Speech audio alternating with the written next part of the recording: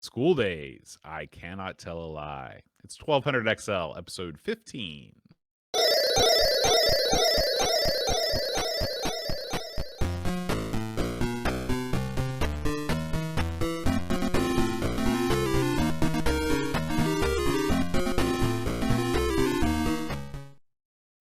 Hi, everybody. Welcome to 1200 XL. I'm John. And I'm Aaron. And today, Aaron, we're going to be talking about School Daze. Oh, not my favorite subject, Boat.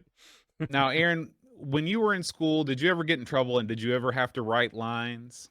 You know, they did do that in school. We never called it writing lines that I'm aware of. They had you fill the chalkboard. That was the gimmick. And Simpson style. Well, yeah. I mean, as a punishment, you would have to write some kind of, like, for example, let's say I hit a kid with a pencil, and you might have to write, "I will not hit Billy with the pencil 100 times," or fill the whole board with that saying. Or if you weren't paying attention to math, "I will pay closer attention in math." You know, and sometimes if you were not getting something, and sometimes I distinctly remember this being math and spelling. You would have to write like a formula or a word just over and over and over. So I guess the teacher thought it would seep into your brain after a while. And so sometimes you'd have to, because a lot of kids were so small, they'd have to get the footstool to stand up and start on the board. Then you had the old gimmick where you use the teacher's music measure chalk thing to cheat when the teacher wasn't looking. But, Which never worked, It by never. the way. Well, I mean, it would work, but the teacher's not an idiot. They were like, "Look at the spacing on that. That's perfect." You know. What about you? Did you ever have to write lines on the board? Yeah, I very rarely got in trouble as a child. But one time I did. I threw sand on the slide. Why did you do that? I have no idea. I thought it would be cool. But, was at it? Hurricane Town Elementary, there used to be a big slide right outside the school. And it was playtime, and I was watching kids go down the slide, and I was like, man, I'm going to throw some sand on that slide.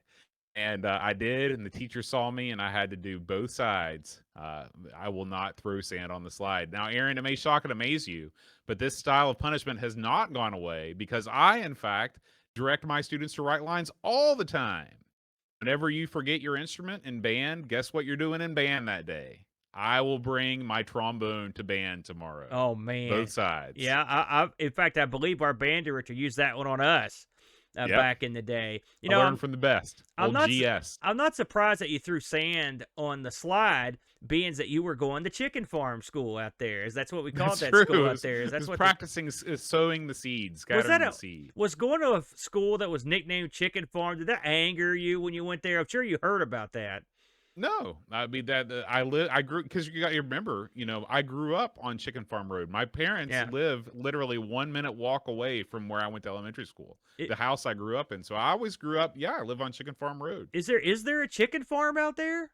Not since we lived there. This was like way, way back. But you know how things are here around these parts. People keep the old names of things. How many years has Cow Creek not been Cow Creek? Well, 20? There's cows out there. Now, let me ask you, do you think you've lived in other places, are there other places that have these homesy, folksy names like Cow Creek and Chicken Farm Road? Is that something you only get out in the sticks, Boat? That's the thing. I've never lived in a place more rural than whenever I've lived away. It's always been in a big city. There's never been a place more rural. That's why you haven't lived in a Boat. But I have a feeling that sort of thing does go on in other parts.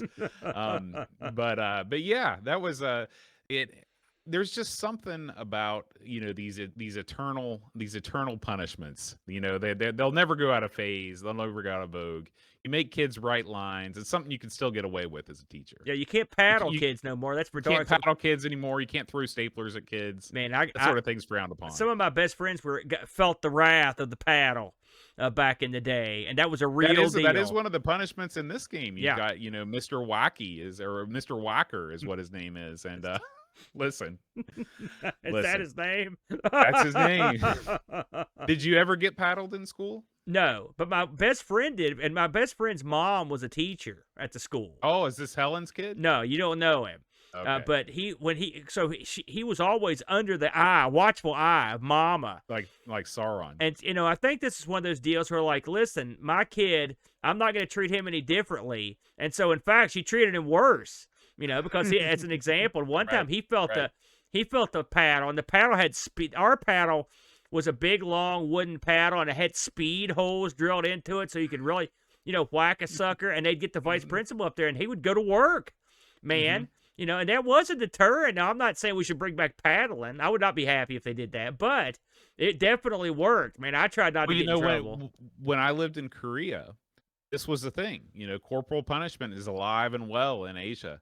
And, you only had to do it once a year, because you did it in front of all the kids. The kid would come up to, it was always a boy. He would come up, face the board, put his hands on the board, and the teacher would have the stick hanging up there in class. And the teacher would always say, "I do this because I love you." And then, but bam. You're kidding me. That was what he said? Yeah. That's the procedure. And it's funny when you whack a kid 4 or 5 times in front of the whole class shapes up real quick.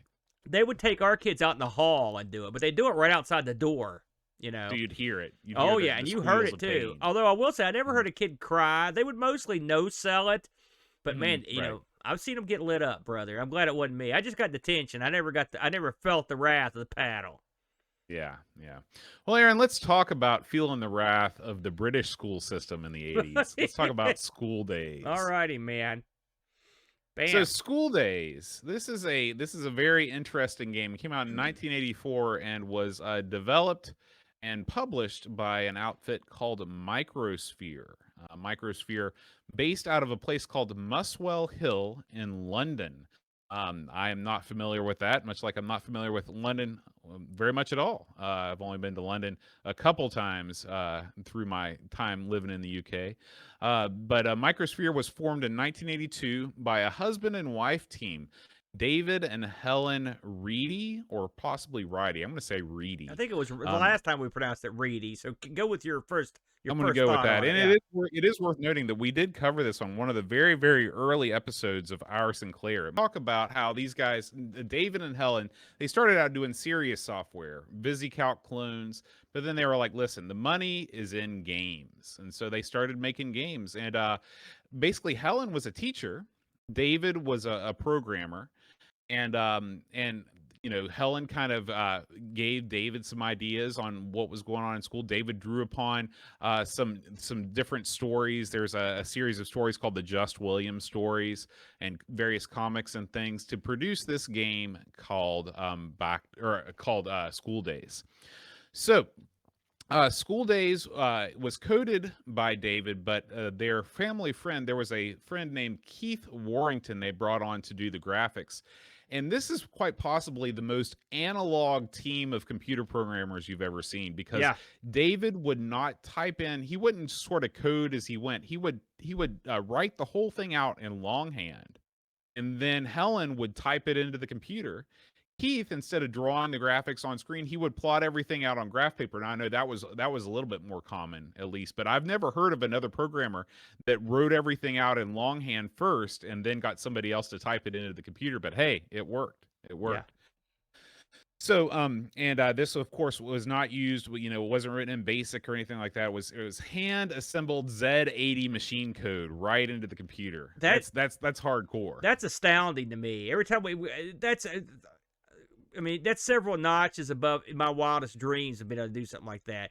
It just seems amazing. And this whole game was developed in an amazing way. And you've got a game, this is one of those games where they were way outside the box boat. And, because you had a teacher that worked on it, and you had people that were sort of just doing their own thing. And when you get that sort of effort, you get a game that no one's seen before because they had no real guide to go with. I love when that happens in gaming.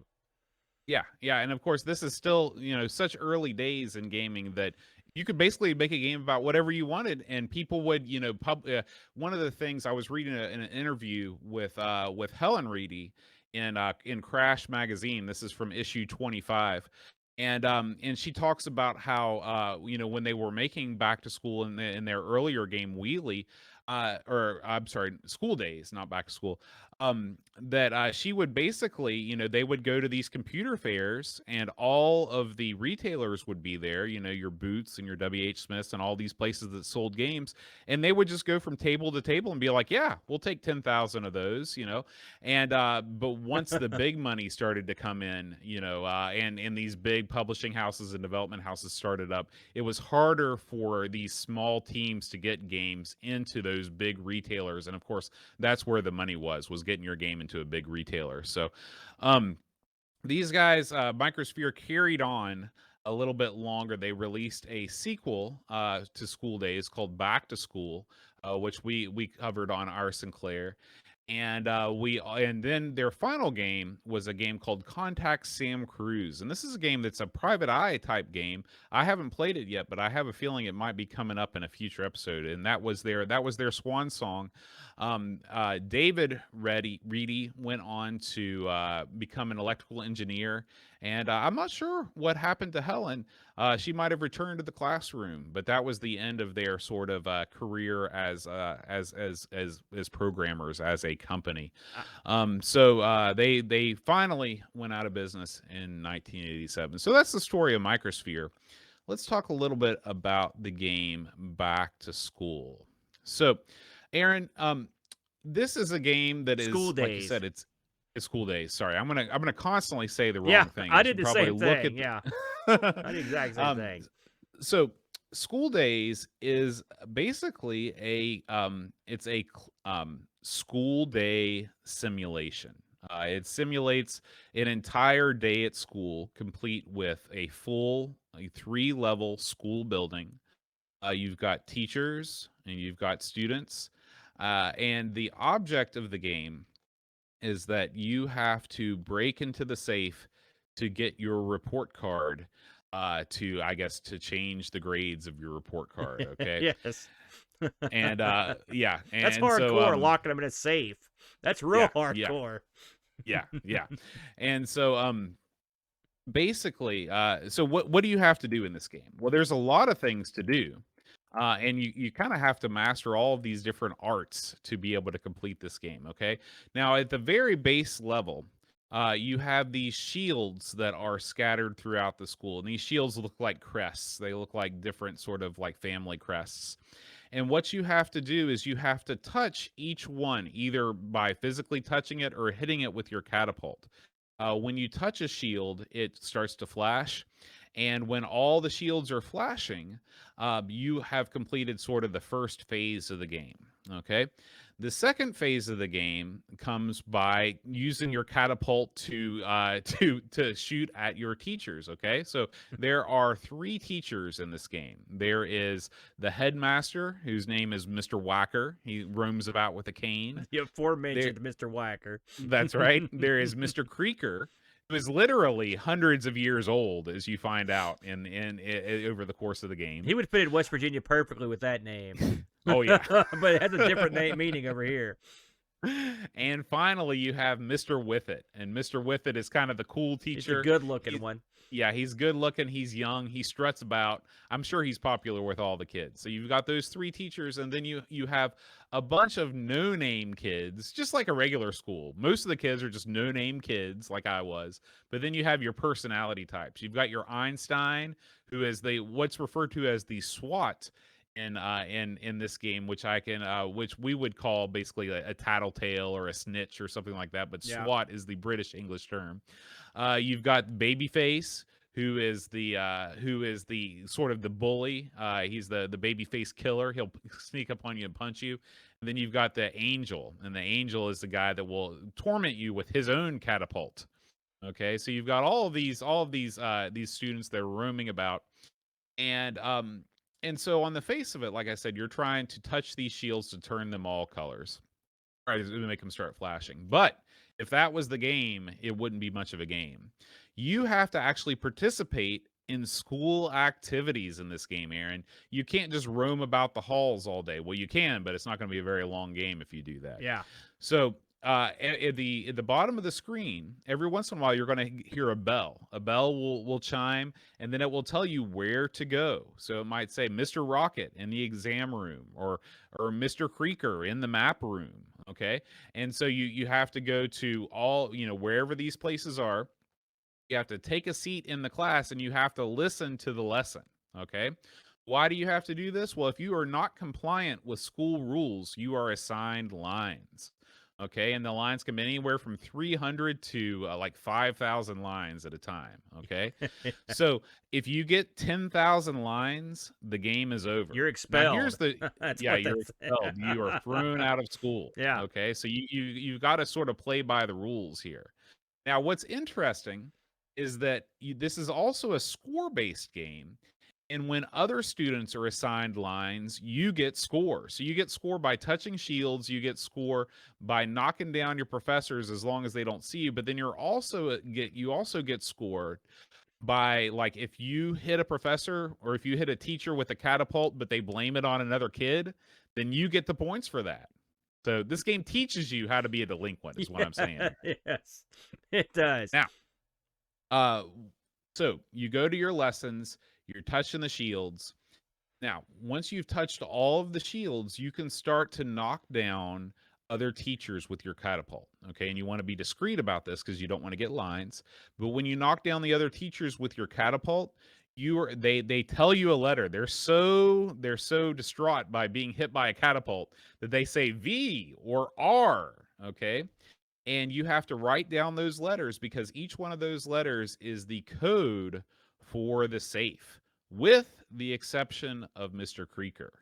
Mr. Creaker, he asks you for his birthday. He asks you for his birthday, and you have to be able to tell him. And the way that you get, spoiler alert, the way that you get the answers, you have to sit through one of Mr. Creaker's lessons. And he says, I was born during the Battle of Avincourt or something like that. One of these old medieval battles from like 1415, which is why we know that Mr. Creaker is literally hundreds of years old. So once you do that, you get all the letters. The headmaster's letter, Mr. Whacker, his is always first. His letter is always first, but the rest of the letters are scrambled. So you kind of have to make a matrix. And, there's only so many combinations because there's only 4 letters. And you plug them in whatever other order. And all the time while you're doing this, you have to avoid not being caught in the office and getting even more lines. If you're able to do that, you get your report card. But the game is not over even then, because then you have to go and you have to deactivate all of the shields. You have to touch all of the shields one more time. And then, and only then, is the game over, and you move on to what they call the next year, which basically just loops the game around. Now, you've never gotten to the end of this, have you? I mean, not even close. Okay, because I was like, I mean, I was thinking I never got anywhere near the areas you're talking about in either one of my attempts at trying to play this. Now, there's even more stuff to talk about this game, but before we go on, Aaron, tell me what your first impressions were of Skool Daze. Well, I will say, we haven't really gotten into it, but the Atari version was a homebrew special. Yeah, we're going to talk about that here at the end. Okay, that's fine. Well, I will say my first impressions were quite positive because this looks quite nice. It's got a warm feeling to it. Again, having played this before, I was familiar with it to a certain degree. And this is one of those games. We've talked about this sort of in the past. This is sort of like a very tiny school version of like a GTA. You could just basically, you could play the game, but most of the time I just roam around whacking kids, trying to frame other kids, shooting teachers in the butt, stuff like that. The fact that they've got all these rules that you have to adhere to, and the rules are just like school rules. Don't be running around in the classroom when you're supposed to be outside playing. Don't go out and punch a guy. Stuff like that. Make sure you get to your exams on time. The addition of those rules, that's what makes this game fun, because you sort of have to run around and do that stuff, and then, oh, by the way, see what you can get away with. And then in the background, there's also a game, if you want to go down that road. And I seldom go down that road. I usually just screw around, if I'm honest, playing it. But no, I thought this, once I had to look up what what the different keys and stuff were for this version. But once I had them down, I thought it was quite nice. I mean, if this is your cup of tea. Now, if you want to go through and try to solve the game, this is no easy feat. I can tell you that. I mean, I can get some of the shields flashing, but I've never gotten them all going. I can tell you that right now. Well, touching the shields, like there are some, like for example, the shields on the I think on the third floor are easy to get. All you have to do is jump up and get them. But the shields on the first floor, there's a really high ceiling on the first floor. Yeah. And what you have to do is you actually have to knock a teacher down with your catapult. Yeah. Then fire an additional shot to get it to hit the teacher, and then go up at a right angle. That's my favorite. I love that. The shields on the second floor are not quite as high as the first floor, but what you have to do is you have to knock a fellow classmate to the ground, jump on their body, and reach up. So again, this game teaches you the fine art of being a jerk. Yeah. That's why when we played Mikey, these games are very similar in the fact that you're the school jerk treating everyone around you like garbage, basically. That's the game. Right. Now, there are also side quests in this game, Aaron. Side quests. This is it's crazy to think about. This game is from 1984. So there are random events that occur. For example, Babyface gets the mumps, okay? And so when Babyface gets the mumps, guess what? You can't get anywhere near him, or else you're going to get lines, okay? Sometimes Einstein, the SWAT, he's going to run to tell on you. You've got to hit him 6 times with your slingshot before he gets to the faculty lounge. So there's other things that are going on in addition to the classes. There's always something with this game. And the fact that it was created by, this husband and wife team that really didn't have much experience making games, that they were able to make this experience so in-depth and so many things to do, and all of these characters that are essentially moving about on their own. They all roam about, in real time as you're walking around. It's incredible. It really is. Yeah, it's quite an astounding feat. And if you took a school, cut it in half, it probably would not look totally dissimilar to this. Yeah. Kids roaming around, kids all hurrying to class, teachers roaming around. I think they clearly knew their subject matter. Yeah. Now, Aaron, as you mentioned earlier, this was originally not released on the Atari 8-bit line of computers. Originally, this only came out on the ZX Spectrum and the Commodore 64. This Atari release came out in 2017, and it uses the code. It's a port of the C64 version, but it uses a lot of the background graphics from the ZX Spectrum version. So it's like the best of both worlds here. This thing was released. It was programmed by a guy named Mariusz Wojciech. I'm guessing this is one of the great Polish coders that we see so often in the Atari 8-bit scene. The code was by him, and the graphics were by Jose Pereira. So this is like I said, I thought that this was a very competent release. It moves just as quick as the original versions of the ZX Spectrum, the C64. This is not my favorite release of this game. I much prefer the neon colors of the ZX Spectrum original, but those are just impossible to replicate on other systems. This is very similar to the C64 version in the way that it looks. Brown. The key, very brown. I'll go ahead colors. And talk for you. I know where you're going when you say that. Brown. Yeah. But I thought it was interesting, Aaron. This game has also recently been ported to the Auric. The Auric, Aaron. Didn't I just mention the Auric at the beginning of this? That's crazy. That's awesome. The Auric is a capable machine, so I definitely had the capability to play it. Really, of the bunch, you would think the Atari would be the one that would have trouble with it. But I have to say, I'm not going into the minutia of the game, but everything I've read, they've done everything pretty well. I've heard that there's some parts of this game can chug along. I played this on the Mister. I didn't notice anything like that. But again, if you get well into the game, there may be some areas where that happens. But no, I think they did a very good job. I kind of like, you get used to playing it on the Spectrum, and it is tough to go off and play it on something else. I'm kind of like you. I kind of like the way the Spectrum looks, but still, it's nice that this got ported over, and it's good to see the Atari getting some love. And this is a game that hopefully a lot of people that didn't play this the first time around got a chance to play it, because it's definitely a game that you need to try at least once. It's very unique. Right, right. Now, this game, we should mention that this game it did get another release unofficially called School Daze 99. This is Oh one of these yeah. games that it was a 32-bit program. It does not run on the modern versions of Windows. And it's a real shame you've got to use DOSBox or some sort of emulation solution to play it, because it really, it improved the graphics a little bit, but it kept the same 2D perspective. And it's definitely worth checking out if you're a fan of School Daze. And of course, lots of people credit School Daze as being, one of the first games that lets you simulate something like this in real time. Of course, Bully being the most obvious successor, where you're given full run of a school and you have to get up to no good. But also games like Little Computer People, The Sims, anything like this, where you've got things happening that are not under your control, that you just sort of watch the day unfold. And this was kind of the genesis of all that.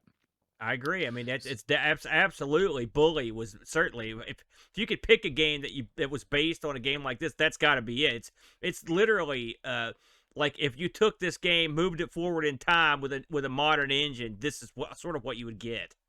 Right, right, exactly. And so, of course, this game did very, very well on the if you look at spectrumcomputing.co.uk, it scored very, very well. The magazines all loved it.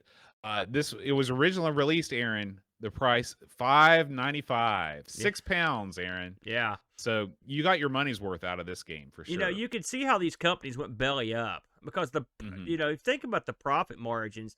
You got to move a lot of tapes to make much money on a game like this, and we're talking about an outfit. Of course, Roy, just just 3 or 4 people that only did a few games, and then they were gone. And we've heard a lot about the sequel, not the sequel to this, but their last offering, the Private Eye game. It's Mhm. definitely one I want to put on my list because that one's talked about quite fondly. And since obviously we've seen this game, I wouldn't mind seeing their take on the detective side of things. But you can see how if you have one major miss, like you could easily be out of business because all the time and effort you spent on that game is gone, and you're not going to make that much money in the first place.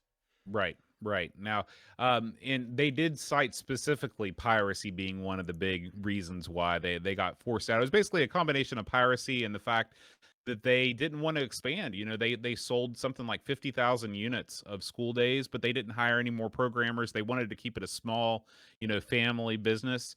And if you don't want to grow and you don't, team up with a big publishing house, something like Ocean or something like that, then it's going to be hard for you to survive. But I respect them for doing exactly what they wanted to for as long as they feasibly could, and they've got a legacy. They've left behind, 4 great games. When you got Wheelie and the 2 school games and Contact Sam Cruz. So big ups to them for sure. One thing I was just thinking about this was when you were talking about them. So, of course, this was a budget release, and they said piracy took them down.